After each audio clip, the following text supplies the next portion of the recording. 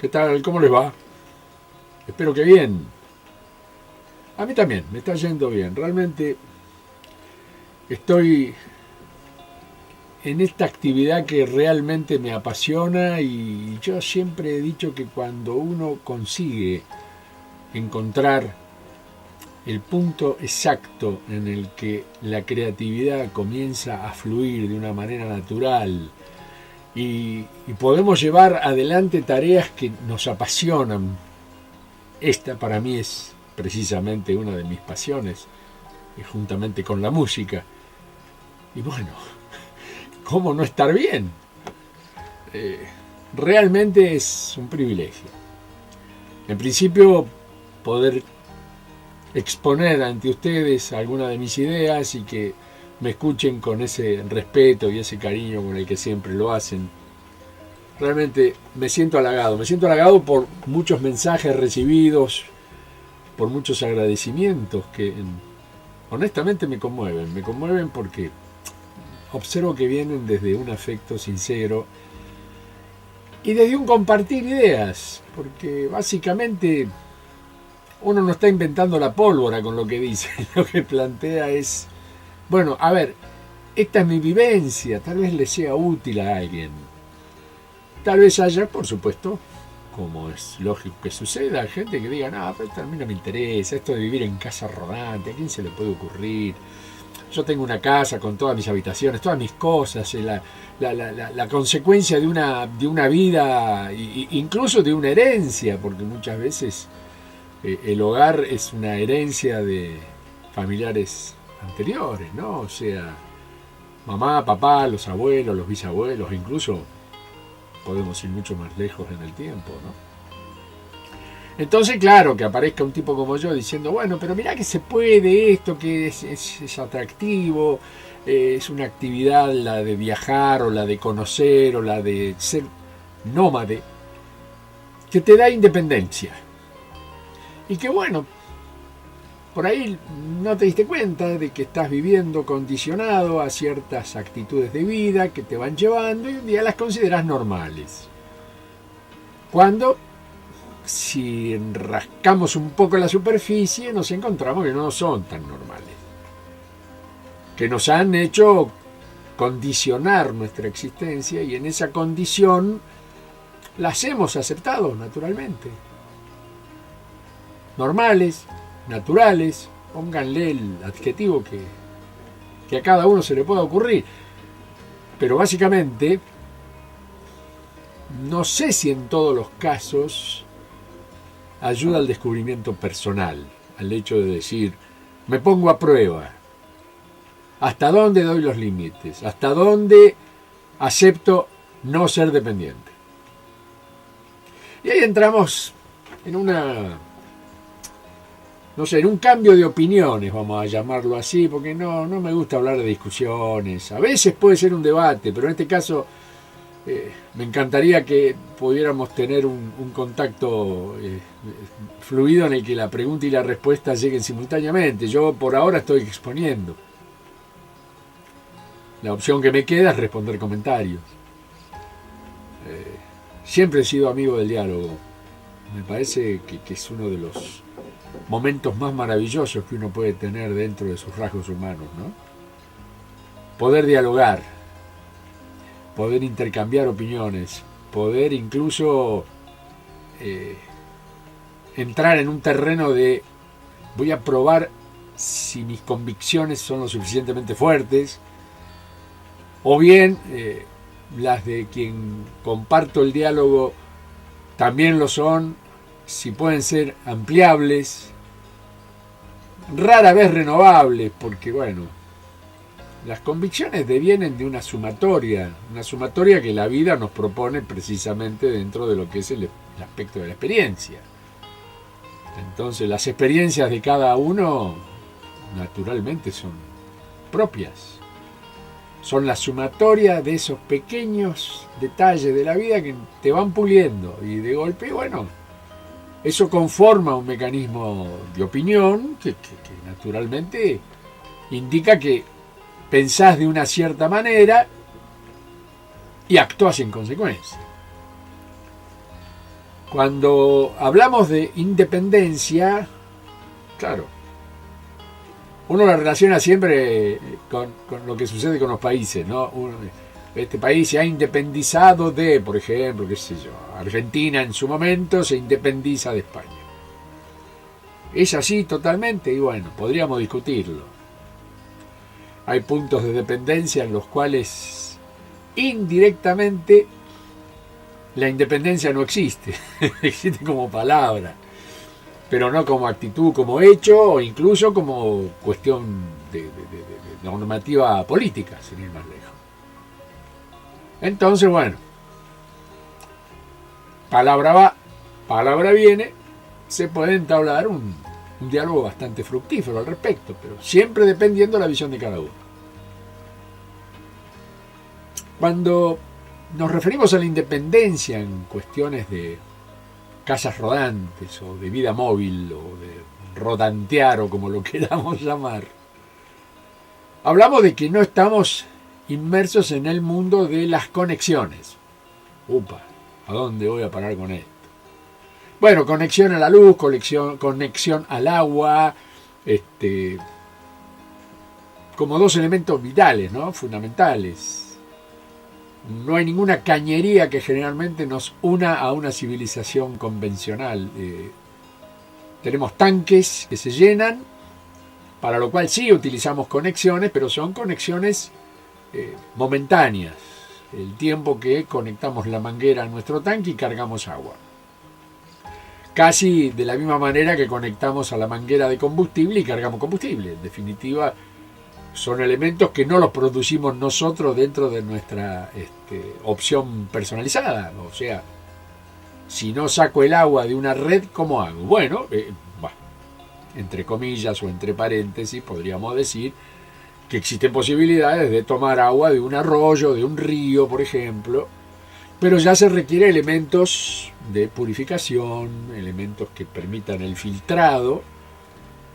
Y por otro lado tenemos un serio riesgo que hoy día, con la cantidad de pesticidas y productos tóxicos que se están utilizando en cuanto a lo que es la producción agropecuaria, es un peligro.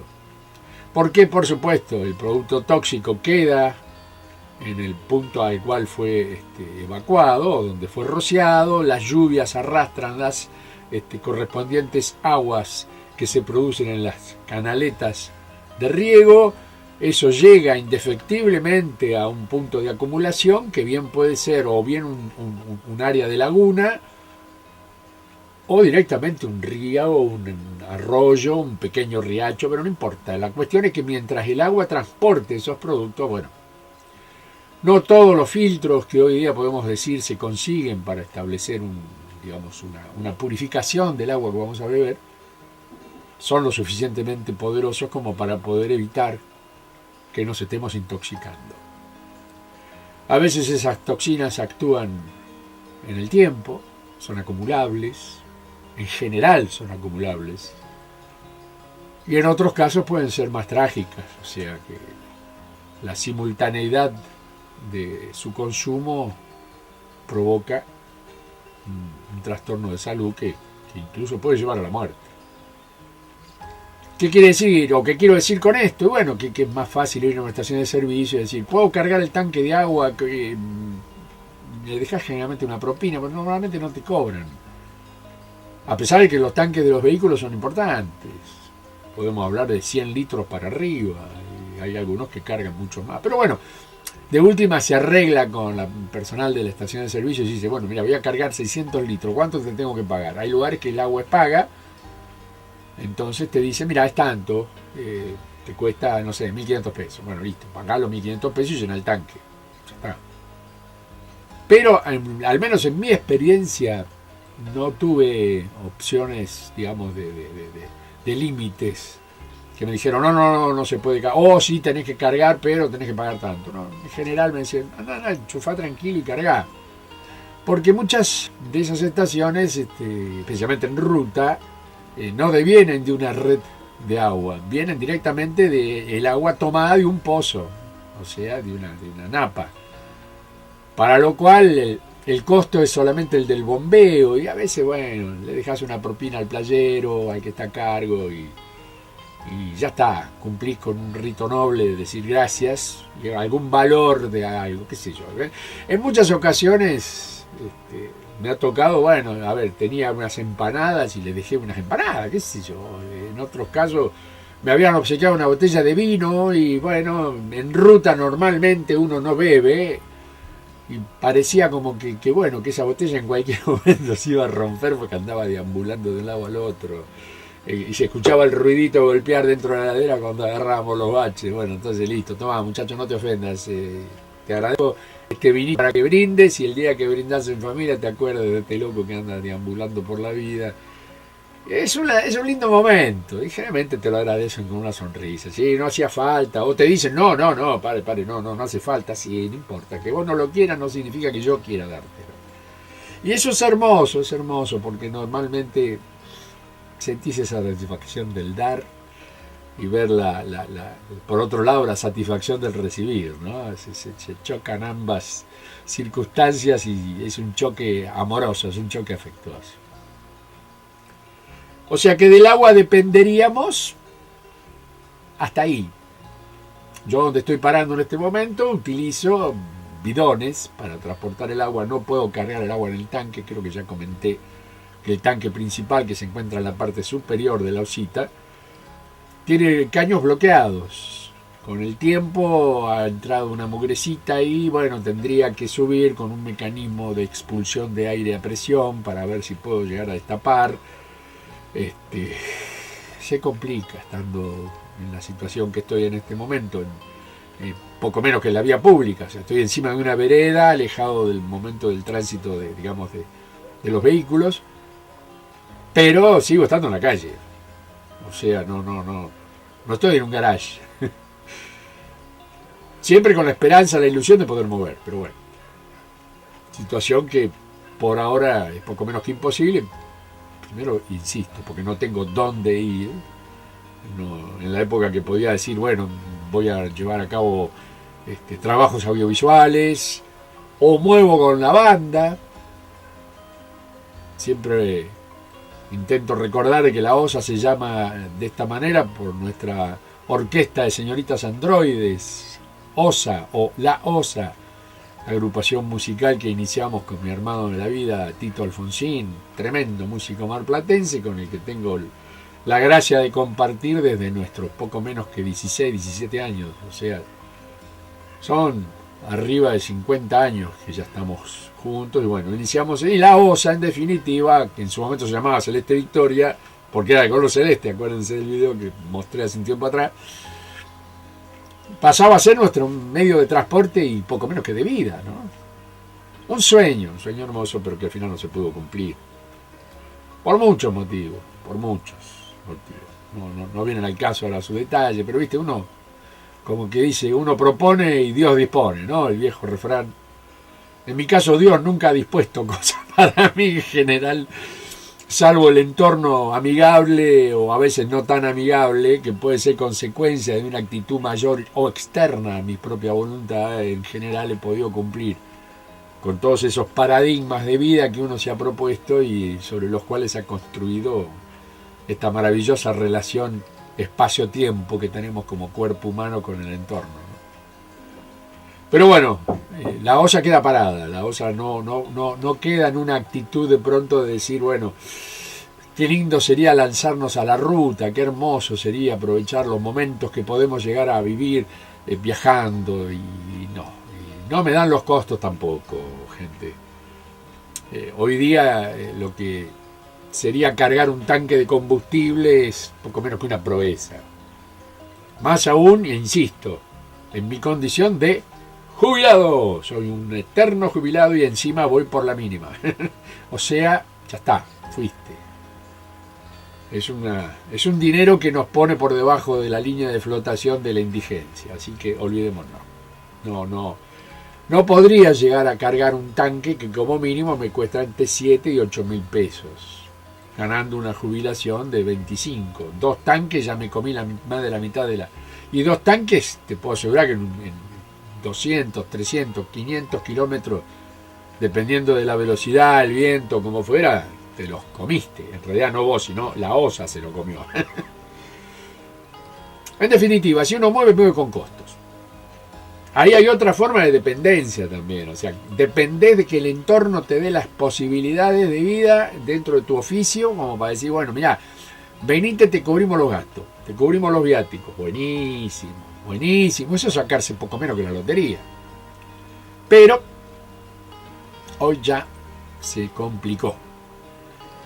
En principio porque, bueno, hacer un documental tampoco es condición sine qua non para profesionales. Hoy con un teléfono y una computadora ya está, editaste, grabaste y terminaste armando un concepto audiovisual que te permite, ¿no? Entonces los documentalistas, que en su momento éramos prioritarios porque manejábamos equipos de cine cuando no existía el video, me estoy refiriendo a eso, ¿no? O sea, a ese momento.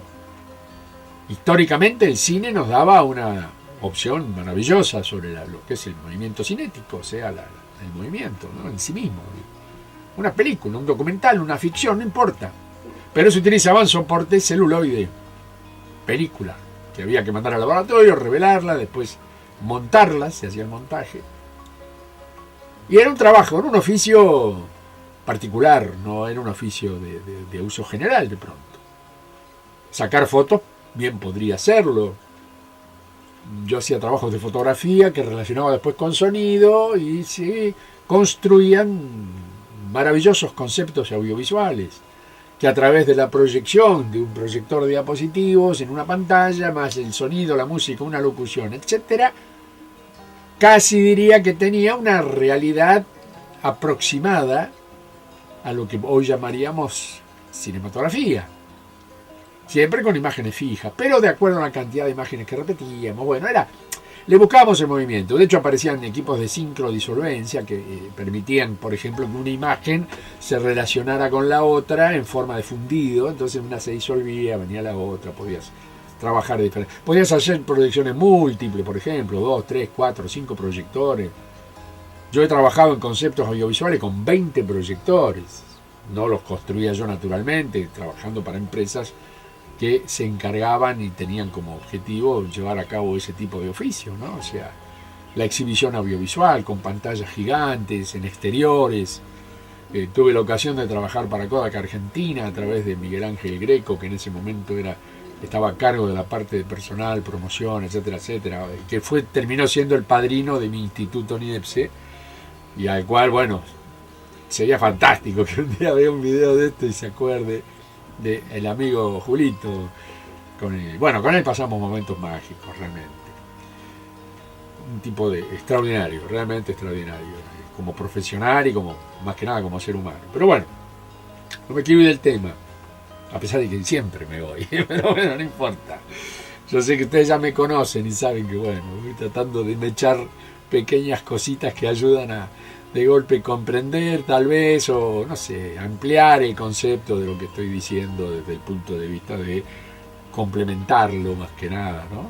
Pero bueno, el hecho de haber trabajado en este oficio, sí, por supuesto, me obligó a viajar de muchas maneras, incluso sin casa rodante, lo tenía que hacer a través de transportes públicos, por ejemplo. Lo que tiene de bueno ir con la casa rodante es que se transforma en una especie de móvil, ¿no? Porque acá tenés todo. En mi caso, trípode, cámara, equipo de edición, equipo de iluminación, el archivo para poder completar imágenes que no necesariamente son las que uno toma del lugar donde ha tomado, digamos, la premisa de llevar adelante la documentación que uno ya tiene guardada, testimonios que uno tiene guardado, en general el reportaje que hablan y suman a la temática. Entonces vos movés con la casa rodante y te encontrás que estás llevando parte de tu historia, o si no toda tu historia, como en mi caso, y herramientas que permiten, por supuesto, completar lo que para nosotros, o en el caso personal, es un oficio maravilloso al cual, insisto, amo y forma parte de mi razón de vida.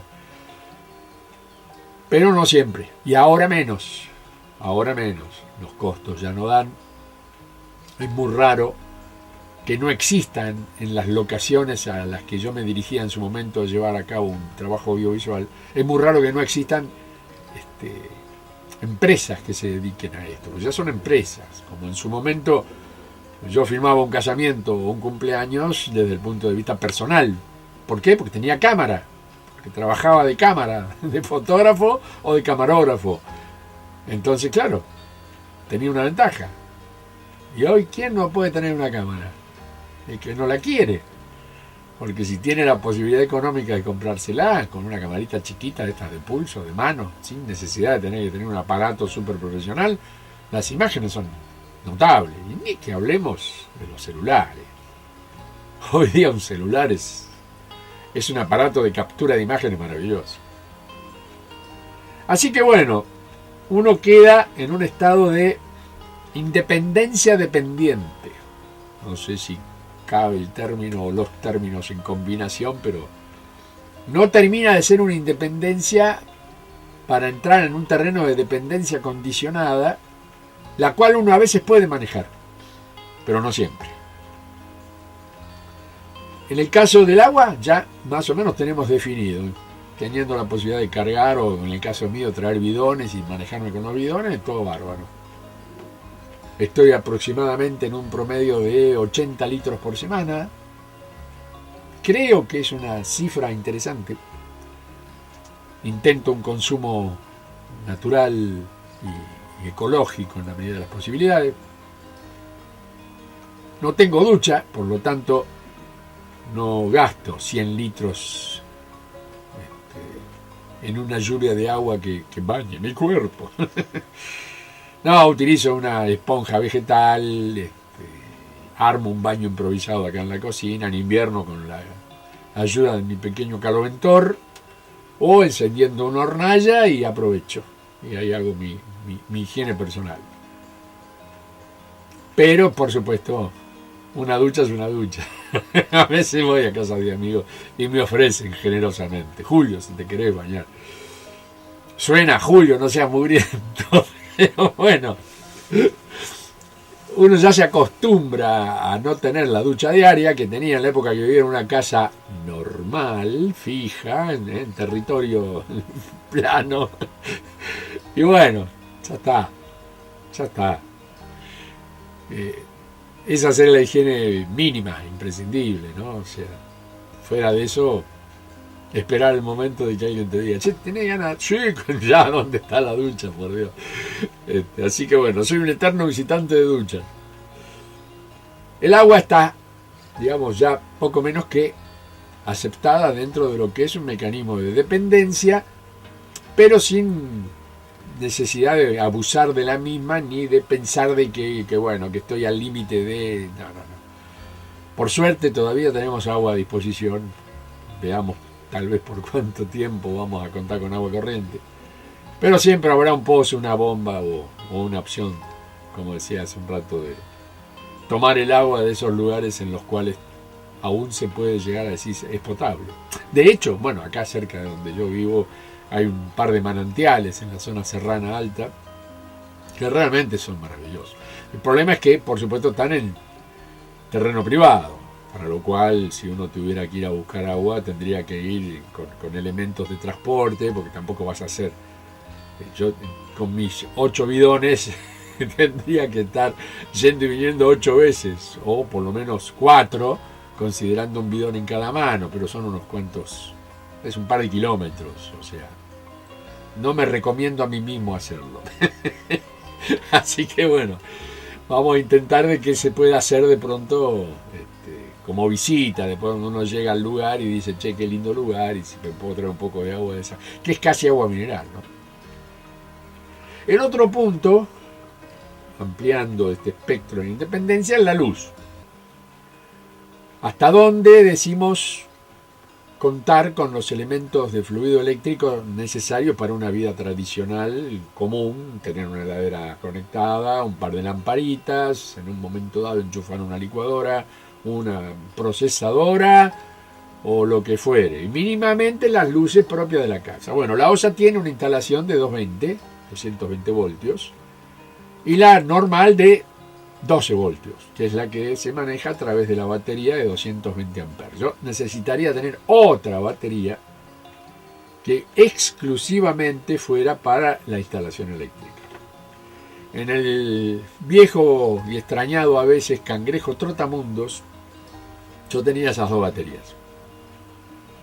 Y claro, salía a la ruta, el cargador, ya está, me cargaba las dos baterías. Y una era para arranque y la otra precisamente para la instalación eléctrica de la casa. Pero siempre utilizando elementos eléctricos de 12 volts.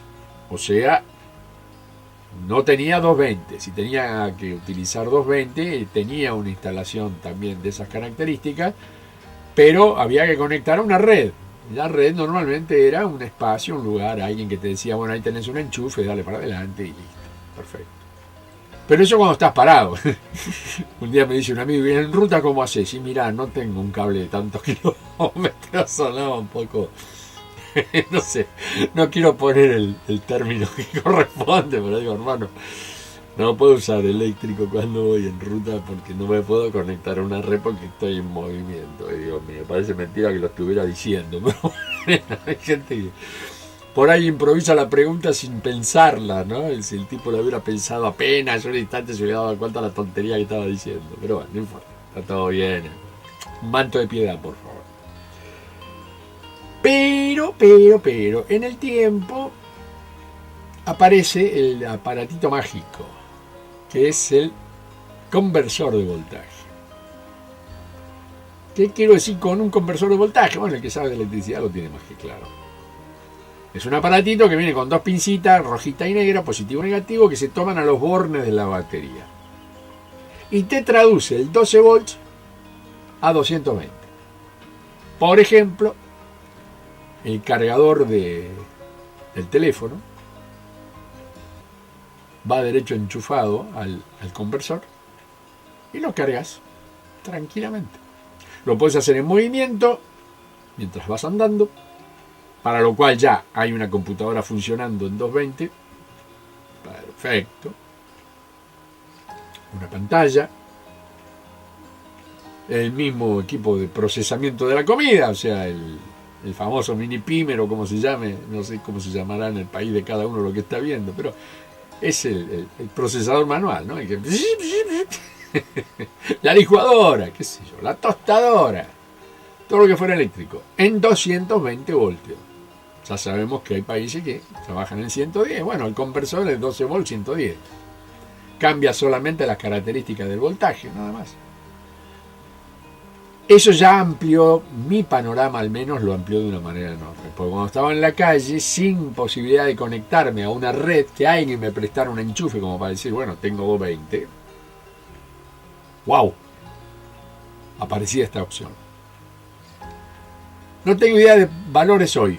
Honestamente, tengo que reconocer que no sé si se han escapado del presupuesto normal o... Pero...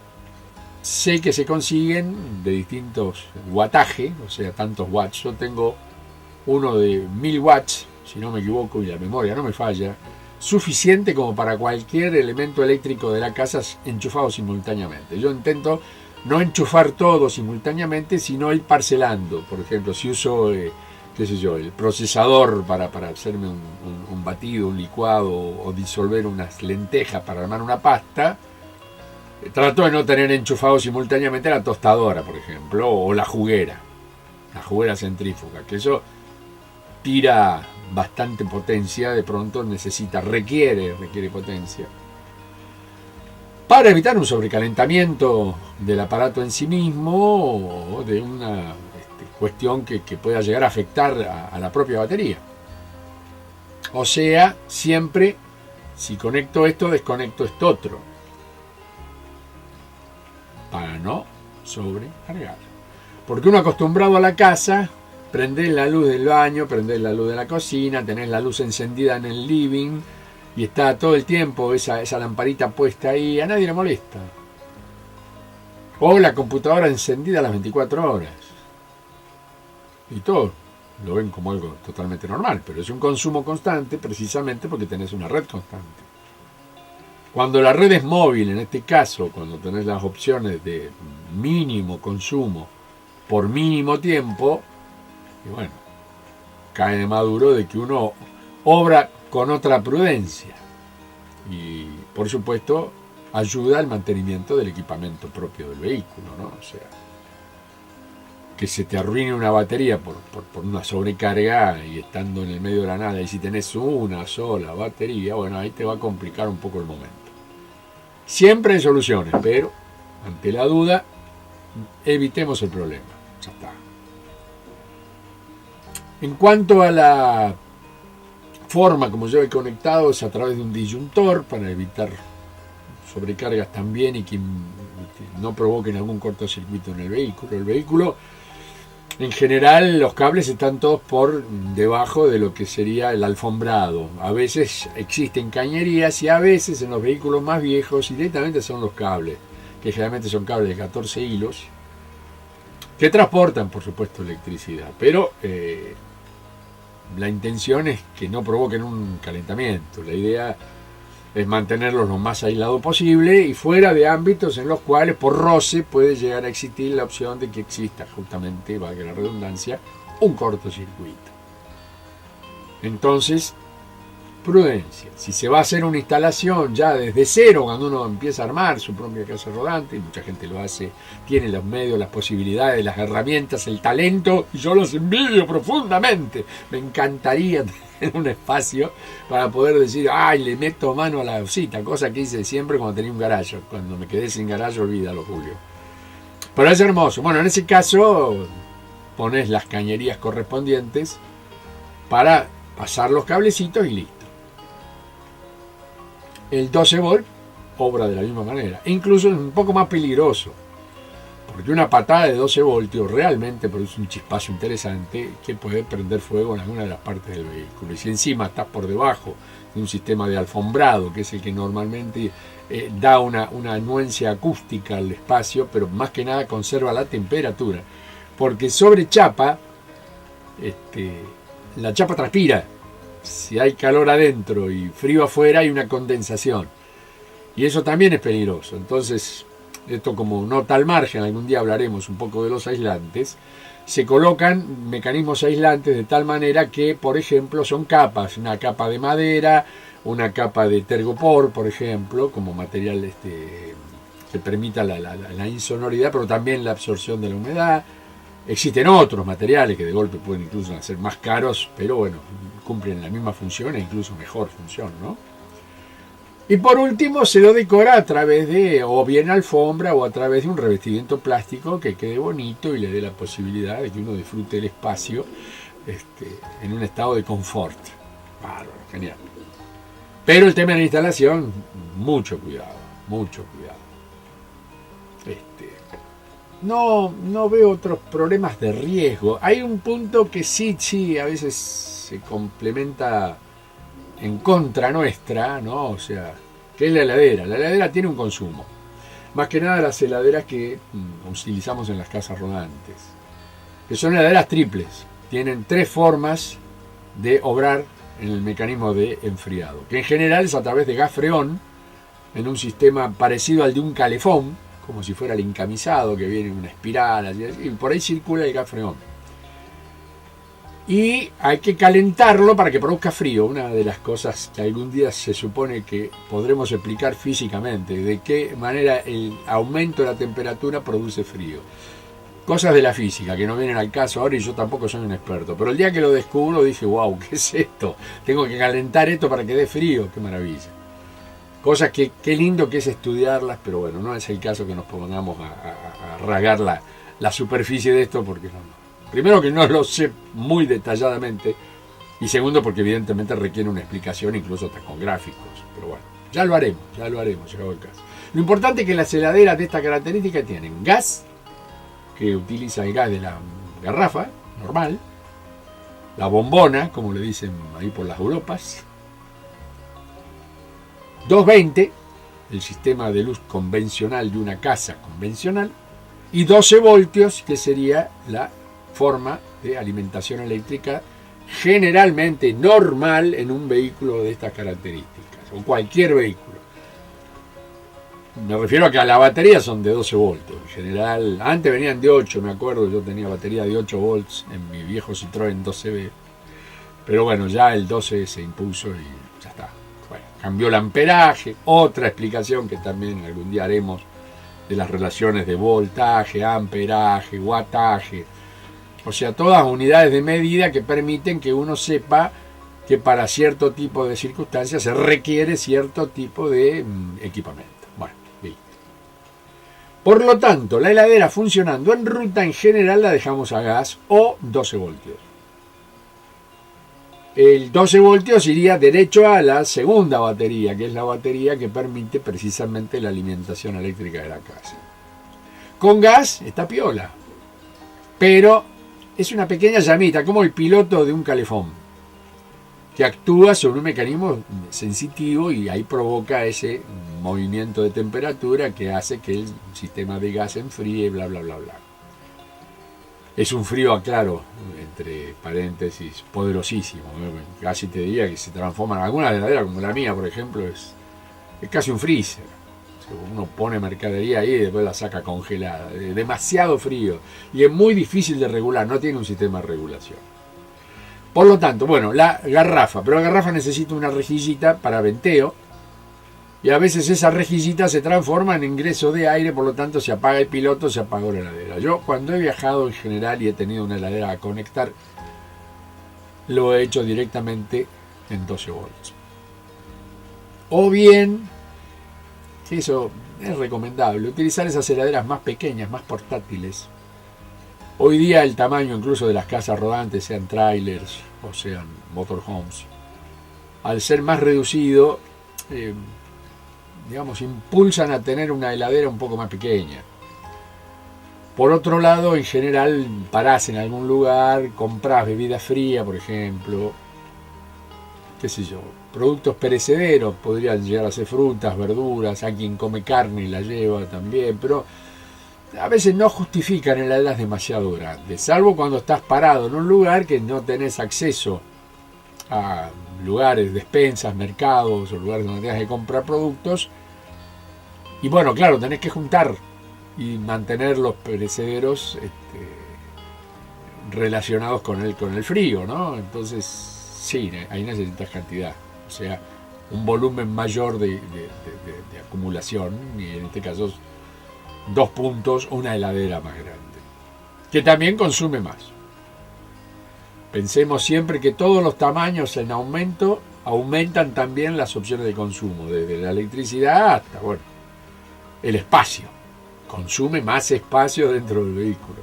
Yo he estado, por ejemplo, en la época que estaba en las carreras, había una empresa de Buenos Aires que alquilaba. Hasta ese momento tenía uno, después creo que construyeron más. Era un de estos coches doble piso. Pero yo no les puedo explicar lo que era eso ahí adentro. Tenía una heladera con freezer, no sé, pero era 3 puertas tenía. 3 puertas. Porque para una tenía como frutas, verduras, en la otra iban bebidas y quesos y lácteos y qué sé yo qué más, y la otra era un freezer. Pero el tamaño era descomunal, me acuerdo siempre del acero inoxidable de sus puertas, de su construcción. Era una cosa monumental, era una cosa, no sé, extraordinaria. Yo la miraba que se me caía la babita. Naturalmente esa casa tenía 3 habitaciones, 2 habitaciones pequeñas vía cucheta, una con suite al fondo, o sea, en suite, con baño propio.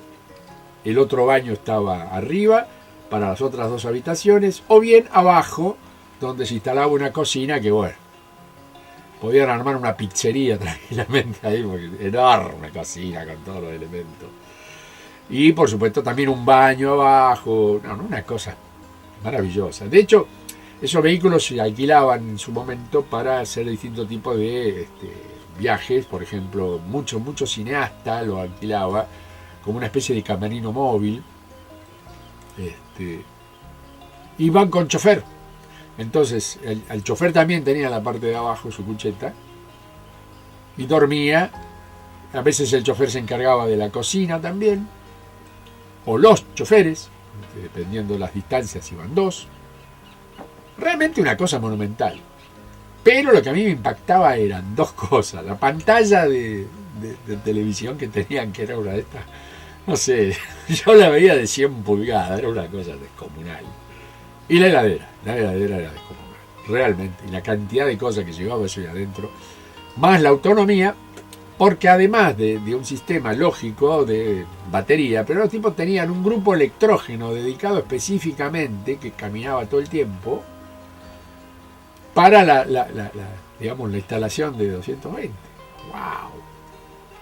¡Wow! ¡Wow! Un lujo, un verdadero lujo. Y bueno, como si hacían viajes a lugares en los cuales no había provisión, por lo menos así a corta distancia, entonces las provisiones se compraban y se acumulaban. Y uno abría ese freezer y mamma mía, con lo que no se encontraba ahí adentro. Nada. Realmente creo que la palabra que lo describe es descomunal, realmente. Pero ese tipo de vehículos no estacionan en cualquier lugar, son más bien ruteros, te ponen pruritos en ciertos lugares porque no pasan, te colocan arcos en los ingresos de los campings, por ejemplo, o autocampings, y la bestia no entra, tiene que entrar o por una puerta subsidiaria si la tienen, y ocupa un espacio importante. La maniobra, bueno, hay un montón de pequeñas desventajas que se compensan con tener semejante maravilla en la que uno puede vivir prácticamente sin pisar la calle, porque tenés todo ahí. Un sueñito. Es más, yo había dibujado hace tiempo un plano para decir, si un día se me da la posibilidad. Bueno, al menos hasta hoy no se dio. Y la verdad, luego de haber vivido muchos años en un vehículo grande y haber comprobado las ventajas, sí, de poder estar así mucho tiempo, casi sin asomar la nariz a la calle. Pero para viajar son otros costos y otras movilidades que impiden de pronto estacionar en ciertos lugares por el tamaño del vehículo. Ya hablar de un micro doble piso de 3 ejes, o son muchos los que viajan y aprovechar en un solo vehículo cargar tanta gente, para lo cual también se requiere una acumulación de alimentos mayor, porque hay que alimentar a todo el grupo. Pero básicamente es más bien un vehículo rutero. En la presentación ustedes han visto un intermedio, la Mercedes-Benz, esa blanca, que es uno de mis sueños también, casi pesadilla, que en la parte trasera lleva un pequeño vehículo, que en este caso se trata de un vehículo importante, el video de presentación me refiero, ¿no? O sea, un cochecito de esa característica es más bien para un señor de moneda importante, ¿no? Eso es más bien utilizable en Europa, en Estados Unidos. Acá, honestamente, no he visto este tipo de vehículos. Yo le agregaría, no sé, un par de bicicletas, si fuera necesario, un cuatriciclo, por ejemplo, porque hay lugares que requieren motor y 4 ruedas para evitar accidentes. Yo no soy un tipo de andar en moto, más bien he tenido pequeñas motos, no motos de gran cilindrada. La única vez que manejé una Harley Davidson me la puse de sombrero. No llegué a pasar segunda, que ya me había caído. Pero bueno, en ese caso, un día contaré la anécdota. No fue culpa mía, sino de que habían echado detergente y jabón en un punto, y cuando yo llegué, chorizo en Fuente de Loza. Julito pasó ahí derecho.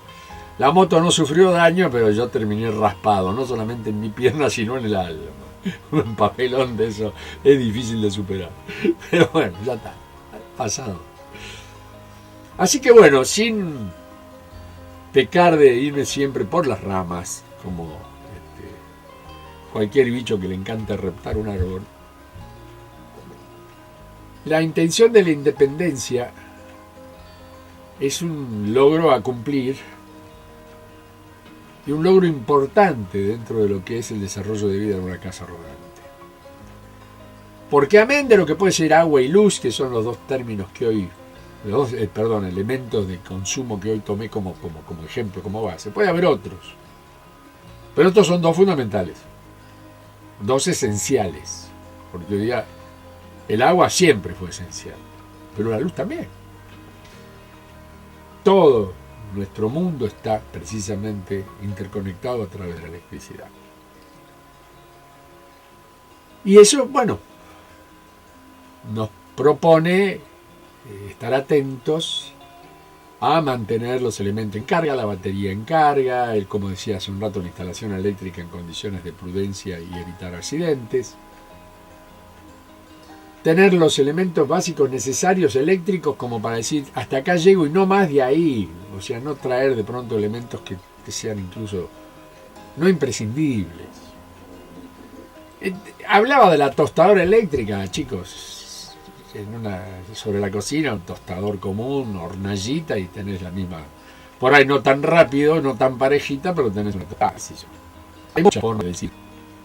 Arreglo esto sin necesidad de tener que andar utilizando electricidad. Pero, por supuesto, los dos elementos de nuestra vida más fundamentales y que nos condicionan, como son el celular y la computadora, sí o sí dependen del fluido eléctrico. Entonces, hay que considerar tener una buena instalación. Por lo menos, que nos asegure tener el voltaje básico como para que estos elementos, hoy día casi imprescindibles, estén en funcionamiento. Porque mal o bien, al menos hasta ahora, por lo que se llama Internet y lo que se llaman estos elementos de comunicación, independientes del todo no somos. Estamos dependiendo de estos mecanismos. Nos hemos creado un ámbito poco menos, no digo vicioso, porque en algunos casos sí es vicioso, ¿no? Vivir pegado en la pantalla a las 24 horas no es bueno. Pero el estado de dependencia directa ante estos aparatos ya es vox populi y es muy difícil vencerlo en condiciones naturales. Salvo cuando ya te alejaste, no tenés señal, no hay antenas, hay verde, hay nieve, hay lago, hay río, hay bosque, qué sé yo. Esos ámbitos en los que la naturaleza te llena el espíritu, ahí ya no te dan muchas ganas de enchufar nada. Te dan ganas de caminar, de tomar la bicicleta, de recorrer senderos. En definitiva, independientes de manera total nunca lo vamos a hacer, y mucho menos en este sistema de vida en el que estamos inmersos. Pero sí podemos buscar la independencia interior, la que nos permite completar lo que en el programa anterior hablábamos, que es la libertad. Si podemos sumar libertad y a esa libertad darle una provisión importante de independencia, estamos entrando en un camino en el que tal vez, si tenemos suerte, podemos llevar una vida plena sin necesidad de estar conectados, enchufados y prendidos a la teta del sistema. Vaya el ejemplo. Bueno, creo que ya por hoy desarrollamos esto. Siempre me voy por las ramas, siempre pido perdón, pero como algunos me halagan eso, bueno, me tomo de esa naturalidad y sigo para adelante. Nos vemos en una semana, en un par de días, o cuando ustedes lo consideren necesario y apropiado. Sé que siguen viendo mis audiovideos de cinta abierta, he recibido hermosos comentarios también, pero este en particular le tengo un cariño muy especial porque, bueno, La vida va sobre ruedas se transforma para mí en una muestra de filosofía y técnica que espero que con el tiempo, a ese sedentarismo tan acendrado que llevamos, lo podamos ir mutando, o lentamente, o drásticamente, en un nomadismo activo, y si es posible, en grupo. Y ya les cuento dentro de un par de programas en qué consiste la ciudad móvil.